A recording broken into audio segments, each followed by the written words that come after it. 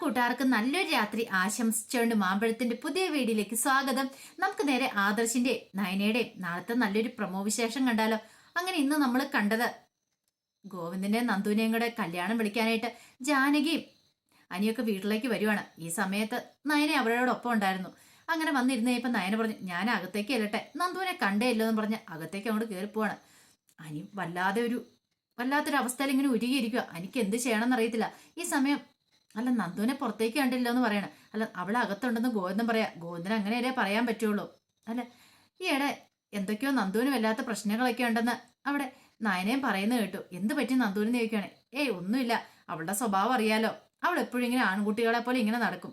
ഈയിടെയായിട്ട് അവൾക്ക് വിലക്ക് അങ്ങനെ പുറത്തൊന്നും അധികം ഇറങ്ങണ്ടെന്ന് പറഞ്ഞേക്കുക. അപ്പൊ അതിൻ്റെതായ ഒരു ബുദ്ധിമുട്ട് അതൊക്കെ ആയിരിക്കും എന്ന് ഗോവിന്ദൻ പറയാ. അങ്ങനെയല്ലേ ഗോവിന്ദന് പറയാൻ പറ്റുള്ളൂ, അല്ലാതെ ജാനകിയോട് മറ്റൊന്നും പറയാൻ പറ്റില്ലല്ലോ. അല്ല മോനെ, നീ എന്താ നന്ദുവിനെ വിളിക്കാത്തെ? ഇതാ അവളെ വിളിക്ക്, എന്നിട്ട് കല്യാണം വിളിക്കണ്ടേന്ന് ചോദിക്കുവാണ്. ഈ സമയം ദയനീയമായിട്ട് ഗോവിന്ദന്റെ നേരെ ഒന്ന് അനി നോക്കുവാണ്. പെട്ടെന്ന് നയനെ മുറിയിലേക്ക് അങ്ങോട്ട് ചെന്നു. നോക്കിയപ്പോ നന്ദു അവിടെ ഇങ്ങനെ ഇരിക്കുന്നുണ്ട്. നയനെ കണ്ടതും പെട്ടെന്ന് ചാടി എഴുന്നേറ്റു. നയനേച്ചിയും ചോദിച്ചോണ്ട്, എന്ത് പറ്റി നന്ദു, നീ എന്താ ഈ മുറിക്കകത്ത് തന്നെ ഇരിക്കണമെന്ന് ചോദിക്കുക. ഒന്നുമില്ല, എന്തോ കാര്യമായിട്ട് നിനക്ക് സംഭവിച്ചിട്ടുണ്ട്. ദേ അവിടെ ആരൊക്കെ വന്നേന്ന് നോക്കി. ജാനകി ചെറിയമ്മ അനിയും വന്നിട്ടുണ്ട്. വിവാഹം ക്ഷണിക്കാൻ വേണ്ടി വന്ന അനിയുടെ കല്യാണം. നിങ്ങൾ ഭയങ്കര ഫ്രണ്ട്സ് അല്ലായിരുന്നോ? എന്നിട്ട് ഇപ്പൊ എന്ത് പറ്റി? തമ്മിൽ എന്നെ മിണ്ടാട്ടമൊന്നും ഇല്ലേന്ന് ചോദിക്കുക. നീ ഇങ്ങോട്ട് വന്നേന്ന് പറയാണ്. അങ്ങനെ നന്ദുവിനെ വിളിച്ചോണ്ട് ഹാളിലേക്ക് വരുവോ. ജാനകി വന്നിട്ട് ചോദിച്ചാൽ, അല്ല നന്ദു, നിന്നെ ഇപ്പൊ അങ്ങോട്ട് കാണാൻ പോലും ഇല്ലോ. അമ്മ എവിടെ ഉണ്ടല്ലോ, നിനക്ക് അങ്ങോട്ട് ഇടയ്ക്കൊക്കെ ഒന്ന് വന്നാ തന്നെ. രണ്ട് ചേച്ചിമാരും ഉള്ളല്ലേന്ന് ചോദിക്കുക. അല്ല പിന്നെ ഞാനിത് ഇവിടെ അച്ഛൻ തന്നെയൊക്കെയല്ലേ ഉള്ളൂ, അതുകൊണ്ടാണ്. ഓ അങ്ങനെ. അല്ല, അച്ഛന് അസുഖമൊക്കെ ഉള്ളതുകൊണ്ടായിരിക്കും നന്ദു അങ്ങോട്ട് വരാത്തെന്ന് അതിനെ പറയുകയും ചെയ്തു. ഈ സമയം അതിന് ദയനീയമായിട്ട് നന്ദുവിനെ നോക്കുവാണ്. എടാ നീ എന്താ ഇങ്ങനെ ഇരിക്കണേ? കല്യാണം വിളിക്കാൻ വന്നിട്ട് നീ ഇങ്ങനെ ഇരുന്നിട്ട് കാര്യമുണ്ടോ? അത് അമ്മ വിളിച്ചാൽ മതി. ഞാൻ വിളിക്കണം? അതെ അമ്മ വിളിക്ക്, അതല്ലേ അതിന്റെ മര്യാദ എന്ന് ചോദിക്കണം. അല്ല അതെ ഗോവിന്ദേട്ടൻ ഞാൻ വിളിച്ചോളാം, പക്ഷെ നന്ദുവിനെ നീ വിളിക്കണം, നിന്റെ ഫ്രണ്ട് അല്ലേ. അത് കേട്ടപ്പത്തേനും നന്ദുവിനും വല്ലാത്ത ബുദ്ധിമുട്ടായി. ഇവിടുന്ന് എങ്ങനെയല്ലെന്ന് ഓടി ഒളിച്ചാൽ മതി എന്നും ഉണ്ടായിരുന്നുള്ളൂ. പിന്നീട് കല്യാണമൊക്കെ വിളിക്കുവാണ് ജാനകി. രണ്ടുപേരെയും വിളിച്ചു. പിന്നെ നന്ദു പറഞ്ഞു, നന്ദുവിനോട് അനിയൻ പറഞ്ഞു, കല്യാണത്തിന് വരണം കേട്ടോ നന്ദു എന്ന് പറയണം. അത്ര മാത്രമേ പറഞ്ഞോളൂ, കാരണം മറ്റൊന്നും പറയാൻ പറ്റുന്നുണ്ടായിരുന്നില്ല. നായനെ ശ്രദ്ധിച്ചു നന്ദുവിന്റെ മുഖത്തേക്ക്. എന്തോ അവളുടെ മുഖം വല്ലാതിരിക്കുന്നു. ഇപ്പൊ കരയുന്ന മട്ടിൽ അവൾ നിൽക്കുന്നേന്ന് തോന്നി. എന്തോ ഭയങ്കരമായിട്ട് അവളുടെ ഉള്ളിൽ വിഷമമുണ്ട്, എന്താണെന്നറിയില്ല. അങ്ങനെ കല്യാണമൊക്കെ വിളിച്ചു കഴിഞ്ഞപ്പോൾ നന്ദു പറഞ്ഞു, ഞാൻ ചായ എടുക്കാന്ന് പറഞ്ഞു. ചായ ഒന്നും വേണ്ട മോളെ, ഞങ്ങളിപ്പോൾ ഇറങ്ങുവാന്ന് പറയണം. കുറെ വീടും കൂടെ വിളിക്കാണ്ടെന്ന് പറയാം. ഈ സമയം നയന പറഞ്ഞു, അത് ശരിയാകത്തില്ല, ഇവിടെ വന്നിട്ട് ഉള്ള ചായ എങ്കിലും കുടിച്ചിട്ട് പോകണ്ടേന്ന് ചോദിക്കുക. അങ്ങനെ നയന പോയി ചായ എടുക്കുവാണ്. ചായ എടുക്കാനായിട്ട് അങ്ങോട്ട് പോയി. അനി ഇടയ്ക്കിടയ്ക്ക് നന്ദുവിനെ നോക്കും. ജാനകി ഇങ്ങനെ ഓരോ വിശേഷങ്ങളൊക്കെ പറഞ്ഞുകൊണ്ടിരിക്കുകയാണ് അനാമികനെ കുറിച്ചും. ഈ സമയം ഗോവിന്ദൻ അനാമികനെ കുറിച്ച് ചോദിച്ചു. അവരുടെ വീട്ടുകാരെ കുറിച്ചെല്ലാം ചോദിക്കുകയാണ്. ജാനകി ഇവിടെ നല്ലൊരു കുടുംബക്കാരുമായിട്ട് ഒരു ബന്ധം കിട്ടിയിരിക്കണേ. പിന്നെ അനാമിക അവൾ നല്ല പെൺകുട്ടിയാന്ന് പറയാ. ഞങ്ങൾക്ക് എല്ലാവർക്കും ഇഷ്ടപ്പെട്ടു. അച്ഛനാണെങ്കിലും അമ്മയ്ക്കാണെങ്കിലും അവളെയും ഭയങ്കര ഇഷ്ടപ്പെട്ടു. പിന്നെ നമ്മൾ അതൊന്നും അല്ലല്ലോ ഇപ്പോഴത്തെ കാലത്ത് നോക്കണ മക്കളുടെ ആഗ്രഹങ്ങളല്ലേ. അനിക്ക് ആദ്യമേ തന്നെ അവളെ ഇഷ്ടമായിരുന്നു. അപ്പൊ അനിയുടെ ഇഷ്ടത്തിന് ഞങ്ങളാരും എതിര് നിന്നുമില്ല. അതുകൊണ്ട് എത്രയും പെട്ടെന്ന് ഈ വിവാഹം തന്നെ നടത്തിയേക്കാന്ന് വെച്ചാൽ, പിന്നെ അറിയാലോ അച്ഛന്റെ കാര്യങ്ങളൊക്കെ. അച്ഛന് വയ്യാതിരിക്കുന്ന അവസ്ഥയല്ല. ഇനിയിപ്പൊ അനിയുടെ വിവാഹം കൂടെ ഉടനെ തന്നെ നടന്നു കാണുന്ന അച്ഛനും ഭയങ്കര ആഗ്രഹമുണ്ട്. അതുകൊണ്ട് എത്ര പെട്ടെന്ന് വെക്കുന്നത് എന്താണെന്നറിയത്തില്ല. ഇവന് കല്യാണം ഉറപ്പിച്ചപ്പോ തൊട്ട് ഇവന് ഈ കല്യാണം പെട്ടെന്ന് വേണ്ടെന്ന് പറഞ്ഞുകൊണ്ടേ ഇരിക്കണേ. പിന്നീട് നന്ദുവിനായിട്ട് പറഞ്ഞു, മോളൊന്ന് പറഞ്ഞു കൊടുക്കൂട്ടോ ഇവനൊന്ന് പറഞ്ഞ് മനസ്സിലാക്കാൻ നോക്ക്. ഇവനെന്തോ കല്യാണം അടുത്തപ്പത്തേനും പേടിയാണോ എന്താണെന്നറിയത്തില്ല. ഒരു കല്യാണത്തിനൊരു താല്പര്യക്കുറവ്. മോള് ഫ്രണ്ടല്ലേ, പറഞ്ഞു കൊടുത്ത ഒരു പക്ഷേങ്കിൽ അനി അനുസരിക്കുമായിരിക്കും എന്ന് പറയാം. ഈ സമയം ഗോവിന്ദൻ നന്ദുവിനെ നോക്കുവാണ്. നല്ല പറ്റിയ ആളോട് തന്നെയാ പറയണത്, അതും നന്ദുവിനോട്. അങ്ങനെ ചായ കുടിച്ച് എന്നാ ഞങ്ങൾ ഇറങ്ങട്ടെ എന്ന് പറയണം. പിന്നെ നയനോട് പറഞ്ഞു, നയനമോൾ 2 ദിവസം കഴിഞ്ഞിട്ടല്ലേ വരുന്നുള്ളെന്ന് ചോദിക്കണം. അതെ, പക്ഷെ ആദർശേണ്ട അമ്മ എന്തെങ്കിലും വഴക്കുറ അങ്ങനെയൊന്നും ഉണ്ടാവില്ലെന്നേ. അതൊന്നും കുഴപ്പമില്ല.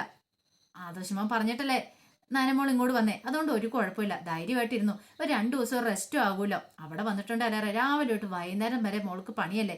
ഇവിടെ നിൽക്കുവാണെങ്കിൽ അത്യാവശ്യം റെസ്റ്റും ഉണ്ട്. പിന്നെ ഇപ്പൊ കനക അവിടെയല്ലേ, ഇവിടെ നന്ദുവിനൊരു സന്തോഷമാവുമല്ലോ എന്ന് പറയണം. അങ്ങനെ എല്ലാം പറഞ്ഞതിന് ശേഷം ജാനകി ഇറങ്ങുവാണ്.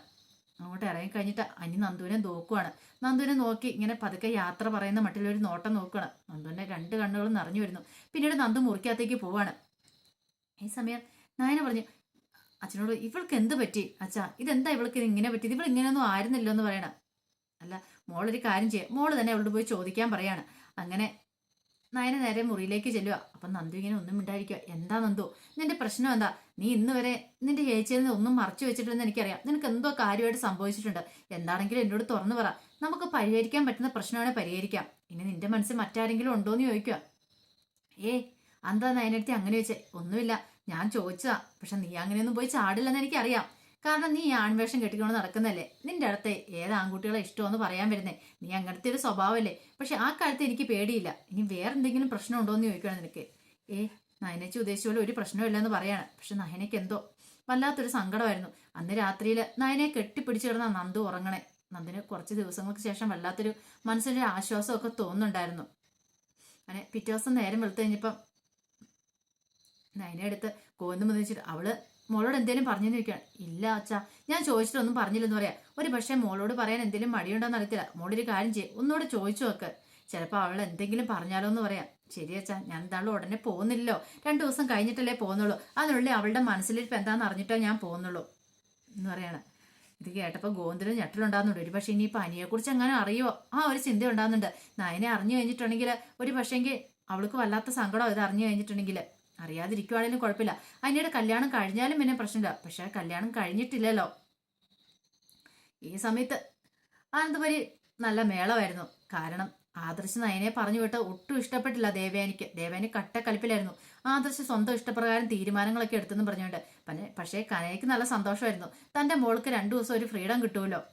കാരണം ഇവിടെയാണെങ്കിൽ രാവിലെ എഴുന്നേൽക്കുമ്പോൾ തൊട്ട് രാത്രി വരെ പണിയാണ്. അത് കാണാനായിട്ട് ആർക്കൂട്ട് കണ്ണില്ല താനും. പക്ഷെ മുത്തശ്ശിയുടെ അവസ്ഥയാണ്. കാരണം മുത്തശ്ശൻ്റെ കാര്യങ്ങളെല്ലാം A to Z കാര്യങ്ങൾ നോക്കിക്കൊണ്ടിരുന്ന നയനയാണ്.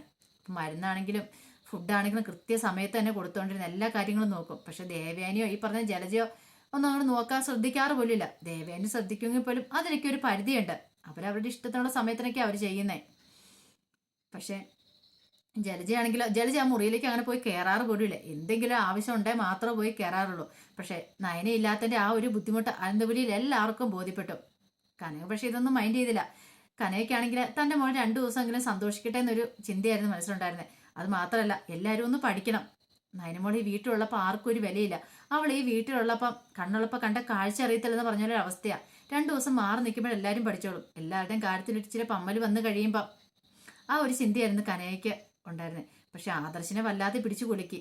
നയന ഉണ്ടായിരുന്ന സമയത്താണെങ്കിലോ അവളോട് എപ്പോഴും വഴക്കടിച്ചുകൊണ്ടിരിക്കും. പക്ഷെ നയന പോയി കഴിഞ്ഞാൽ വല്ലാത്തൊരു ശൂന്യത ആദർശ് ഫീൽ ചെയ്യുകയാണ്. തനിക്ക് എന്തോ ഒന്നും നഷ്ടപ്പെട്ട പോലെ ഒരു അവസ്ഥയായിരുന്നു. കല്യാണമൊക്കെ വിളിച്ച് വീട്ടിൽ ചെന്ന് കഴിഞ്ഞപ്പോൾ അനിയോ അതിനേക്കാളും വലിയ ബുദ്ധിമുട്ട് എനിക്ക്. നന്ദുവിനെ ഇനിയിപ്പം കിട്ടത്തില്ല. തൻ്റെ മനസ്സിലുള്ള പ്രണയം തുറന്നു പറഞ്ഞാലും അത് അവസാനം ആ ഒരു പറച്ചിലായിപ്പോയി. പക്ഷെ മുമ്പ് പറയുമായിരുന്നു തനിക്ക് എന്തേലും ചെയ്യാൻ പറ്റുമായിരുന്നു. നന്ദുവിനെ തനിക്ക് സ്വന്തമാക്കാൻ പറ്റുമായിരുന്നു. കുറച്ച് ദിവസത്തോടെ കഴിഞ്ഞിട്ടുണ്ടെങ്കിൽ അനാമികമായിട്ടുള്ള വിവാഹമൊക്കെ വിളിക്കാൻ തുടങ്ങി. ഇനിയിപ്പോൾ എന്ത് ചെയ്യും? ഇനി അവൾക്ക് തനിക്കിനി അവളെ ഒരിക്കലും സ്വന്തമാക്കാണ്ട് സാധിക്കില്ല എന്ന ചിന്ത അനിയയിൽ ഒരുമാതിരി ഭ്രാന്തമായൊരു അവസ്ഥ ഉണ്ടാക്കുവാണ്. എന്ത് ചെയ്യണം? ഉറങ്ങാൻ പറ്റുന്നില്ല, മര്യാദയ്ക്ക് ഫുഡ് കഴിക്കാൻ പറ്റുന്നില്ല. എപ്പോഴും നന്ദുവിനെ കുറിച്ചുള്ള ചിന്ത മാത്രം. ദിവസങ്ങൾ അടുത്ത് വരുന്നതോ അങ്ങനത്തെ ഒരു വല്ലാത്തൊരു അവസ്ഥയിലേക്ക് അനി കടന്നു പോവാണ്. ഇതേ സെയിം സിറ്റുവേഷൻ തന്നെയായിരുന്നു നന്ദുവിന്. അങ്ങനെ നയന 2ാമത്തെ ദിവസമായി കഴിഞ്ഞിട്ട് നയനയ്ക്ക് മനസ്സിലായി നന്ദുവിന് കാര്യമായിട്ട് എന്തോ സംഭവിച്ചിട്ടുണ്ട്. ഇതങ്ങനെ വെറുതെ വിട്ടിട്ട് കാര്യമില്ല. എന്താ അവളുടെ മനസ്സിലൊന്ന് കൃത്യമായിട്ട് അറിഞ്ഞേ പറ്റുള്ളൂ. അങ്ങനെ നയന അവസാനം ആ സത്യങ്ങളൊക്കെ അറിയുവാണ്. നന്ദുവിൻ്റെ മനസ്സിൽ ആരാന്നുള്ള സത്യമൊക്കെ അറിയാണ്. അപ്പോൾ അതിൻ്റെ വിശേഷങ്ങളൊക്കെയാണ് കാണാൻ പോകുന്നത്. ആ വിശേഷങ്ങൾക്കായി നമുക്ക് എല്ലാവർക്കും കാത്തിരിക്കാം കേട്ടോ.